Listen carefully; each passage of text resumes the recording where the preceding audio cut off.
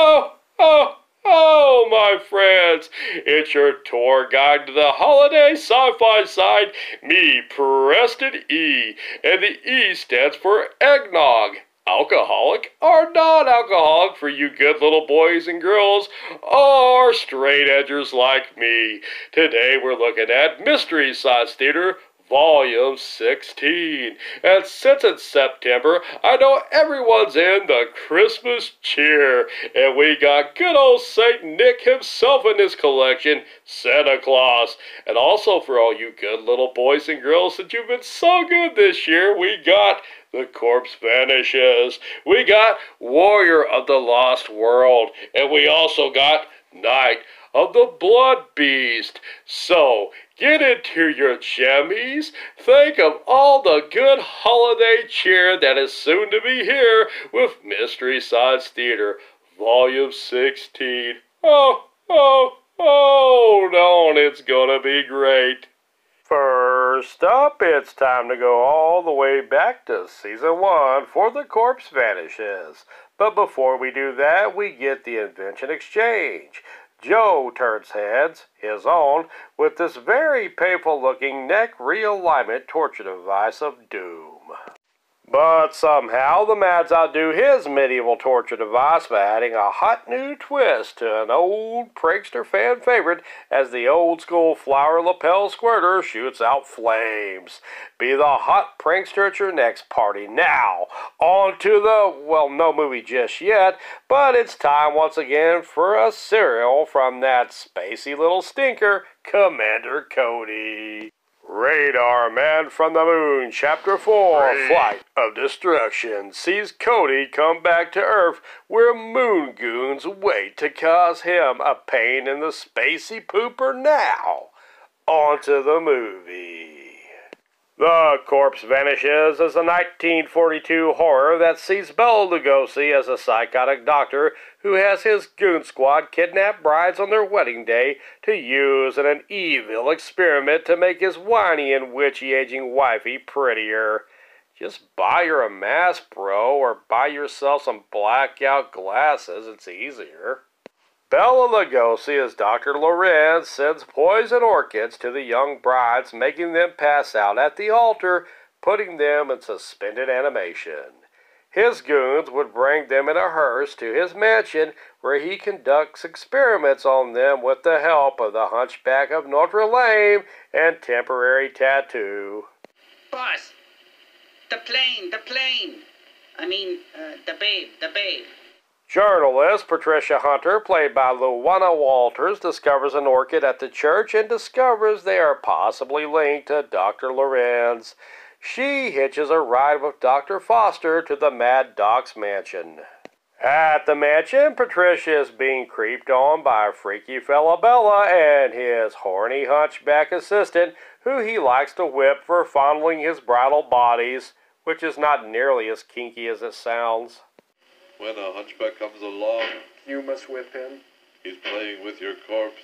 Unless you whip him, He will not go away. you must whip him. Patricia and Dr. Foster plot a plan to catch the doc into his own web of deceit by baiting him with a young actress posing as a bride-to-be to draw him out.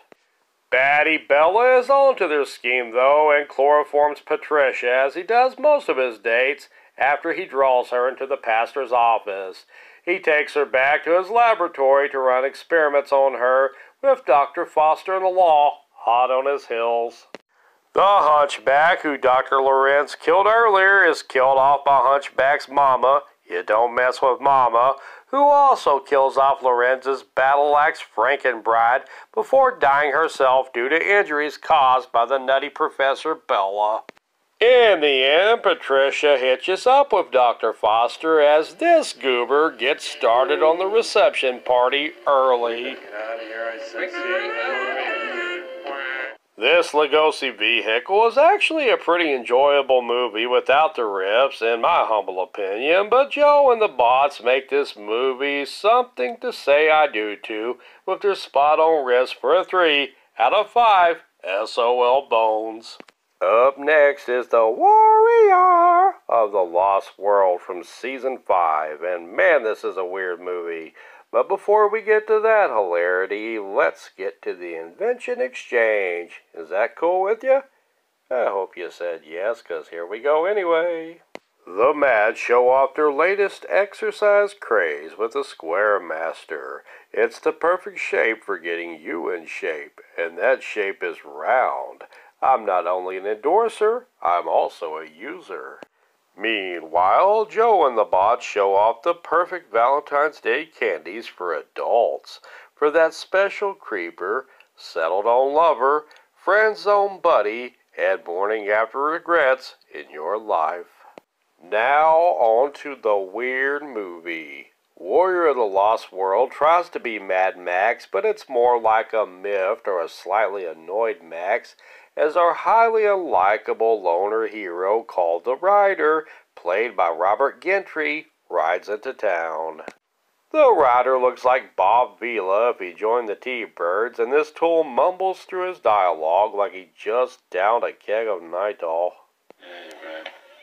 What's a nice girl like you doing in a place like this, huh? I don't. All right, I guess. The Rider is joined by a talking motorcycle, and talking vehicles are usually pretty cool, but this cycle is far from Knight Rider, and it has an annoyingly high-pitched voice that sounds like a robotic chipmunk. The talking cycle tries too hard to be cool, like a parent trying to talk in the latest slang around their teenage child's buddies, but the cycle gets cool points added by having missiles. The bike called Einstein does come in handy by labeling people, though. I kept waiting for the bike to chant, "Nerds, nerds," but I digress.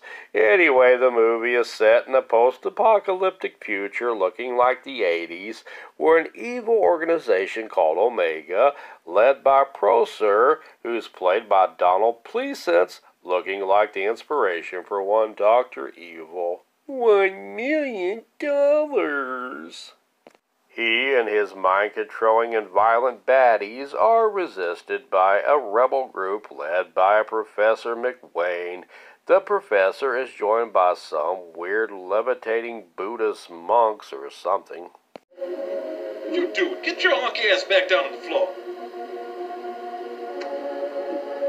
Professor McWayne and his daughter Natasha tries to convince Chuck Boris that he is the chosen one, but he seems to only be chosen to mumble his lines like Popeye the Sailor Man and do deeply unlikable stuff like slap around women and rough up little people, even though that's kind of funny a little bit. He even leaves Professor McWayne's daughter Natasha for dead after the professor is kidnapped by the evil organization. Natasha and the Rider rescues the professor, but Natasha is left for dead as the Rider flies away with her daddy. The professor is bummed out that his daughter was abandoned, but he quickly gets over that when he sees that Rider has an ability to smack the crap out of the fair sex and blow crap up. Meanwhile, Prosser brainwashes Natasha, even though he doesn't have much to work with, and has her do his bidding. While Paper Chase Dude, aka the Rider, must get revenge on Mega Weapon, who runs over Einstein, much to the delight of Joe and the bots. Einstein lives, though, much to the chagrin of Joe and the bots, as Mega Weapon is defeated, much to the sadness of Joe and the bots. Ryder and Professor McWayne go to rescue Natasha.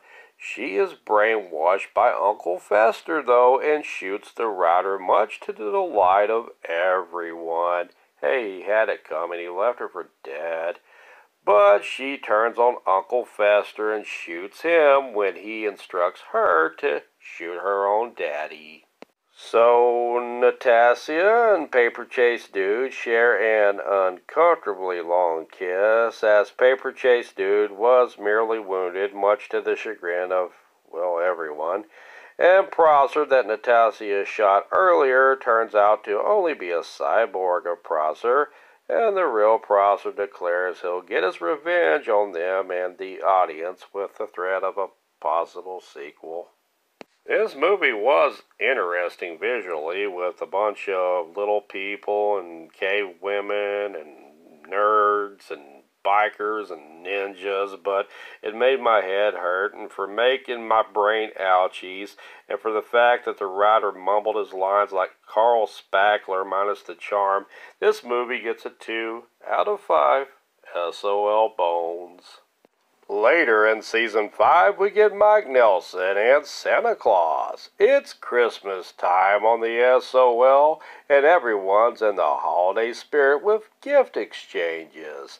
Take a cue from the SOL crew and get your not-so-loved ones watch fobs and old savings bonds this holiday season, as well as a stupid Mexican kids movie.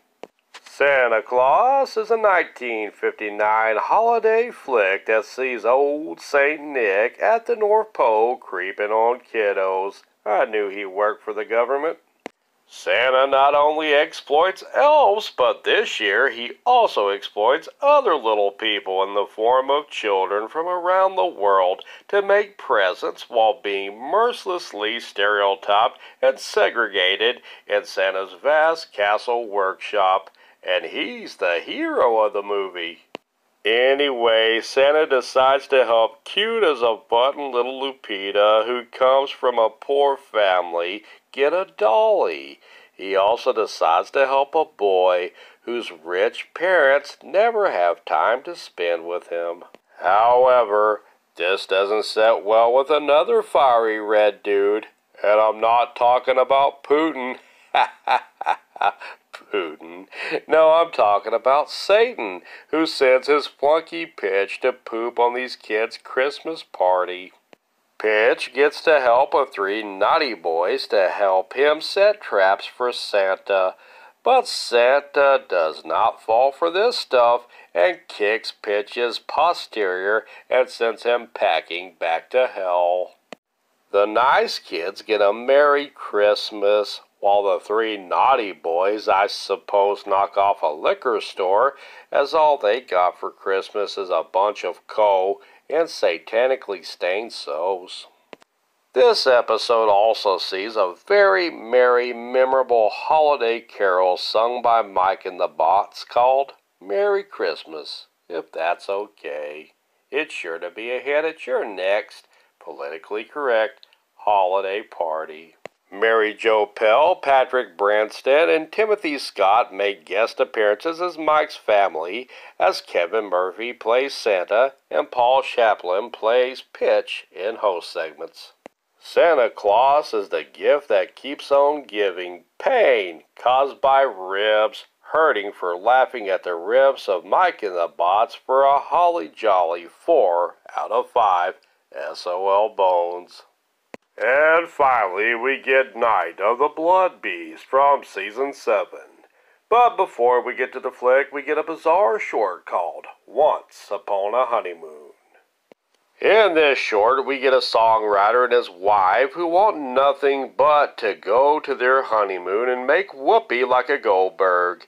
They have put this off for years because of his work schedule, and this is the 50s, and they can't even sleep at the same bed.